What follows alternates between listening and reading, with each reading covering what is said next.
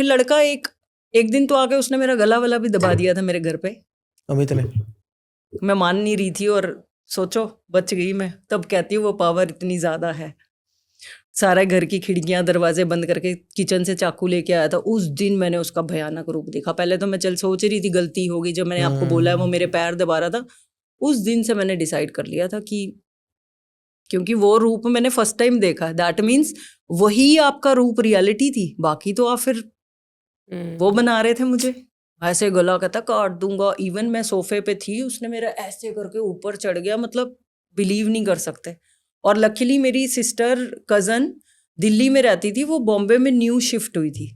Okay.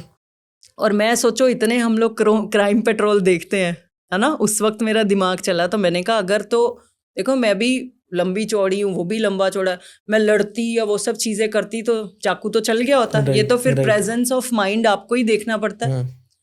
तो मैं रोने लग गई, मतलब कि ऑब्वियसली मैंने ये सब चीजें सोची भी नहीं थी। तो ये मैं रोती हूँ, जैसे आप देख रहे हो अभी भी कुछ बात करती हूँ तो मैं रोने लग गई कि रोना ये आ गया कि यार आप ऐसे बंदे से प्यार कर रहे थे।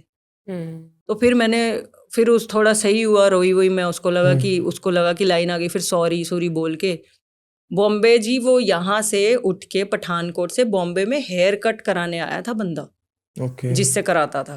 हेयर कट कराने जा रहा हूँ, मैं रोई थोड़ी देर, फिर मैं ठीक हो गई। मैं कहा चल ठीक है कोई बात नहीं लड़ाई करते। उसने भी बोला मैंने भी बोला।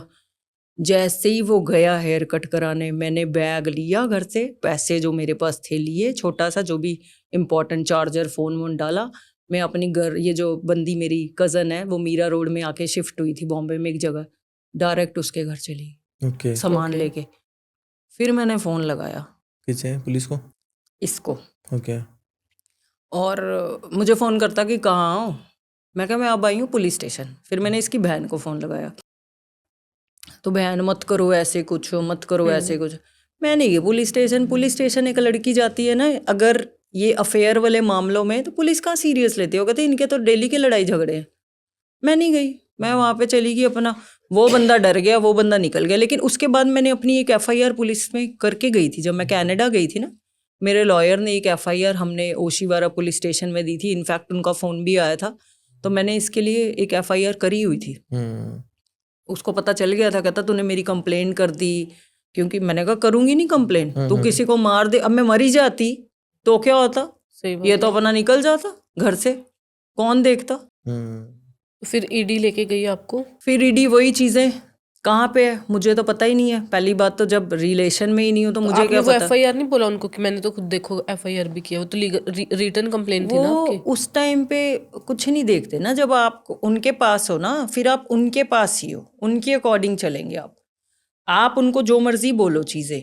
अब मुझसे वो कुछ क्वेश्चन कर रहे हैं, आपके वो कॉन्टैक्ट्स ले लेते हैं, आपके वो सारी चीज़ें देख लेते हैं, कौन दोस्त है, किस किस के कॉन्टैक्ट में नंबर है। फिर वो 10-15 साल पीछे तक जाते हैं। ओके। उसमें कुछ बड़े लोगों के भी नाम थे, जिसमें वो मुझे पूछते ये आपके फ्रेंड कैसे हैं।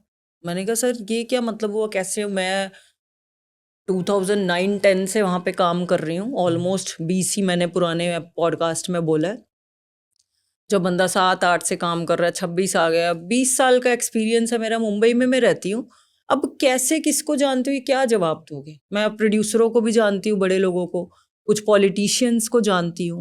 तो अब वो कैसे जानते हो उसका तो कोई लॉजिक नहीं है ना। हम लोग तो वैसे ही मिल लेते हैं, आपको पता है एक्टर लोगों से तो सामने से ही हमें अप्रोचेज आ जाती हैं और इंस्टाग्राम पे हो जाते हैं कि आइए, तो वो तो कोई बड़ी बात नहीं है। अब कौन कैसे जान रहे हो उसका कोई लॉजिक नहीं है। क्यों आपका दोस्त, उसका भी मैं क्या जवाब दूं बताओ। आज आप मेरे दोस्त हो, क्यों बताओ, क्या जवाब दोगे आप। तो जो आपकी फ्रेंड थी जिन्होंने केस किया था, उसके साथ दोबारा बात नहीं हुई? अभी बात हुई है दोबारा कि किया क्यों ये सब कुछ? पहली बात तो वो मेरी फ्रेंड नहीं थी। ओके। फ्रेंड तो मैंने जब 2020 में, मैंने आपको बोला मैं अपने बॉयफ्रेंड से अलग हो गई, उन्होंने इंस्टा पे मुझे फॉलो किया, पहले तो दुश्मनी थी ना, तभी तो मेरा नाम डाल के बैठी है। ठीक है। अब जब मैं आई हूँ, मैंने वो स्टेटमेंट देखा, उसमें लिखा हुआ कि इसका 22 को स्टेटमेंट लिया ईडी ने।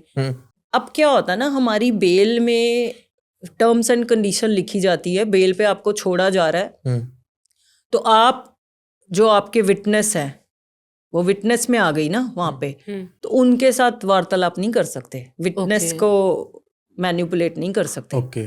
तो मैं क्यों पूछूं? सबने मुझे बोला कि उसके साथ मिल लो और बात करके ये केस खत्म करा लो, ये एफआईआर। मैं क्यों करूं? मैंने जब कुछ किया ही नहीं है, मान लो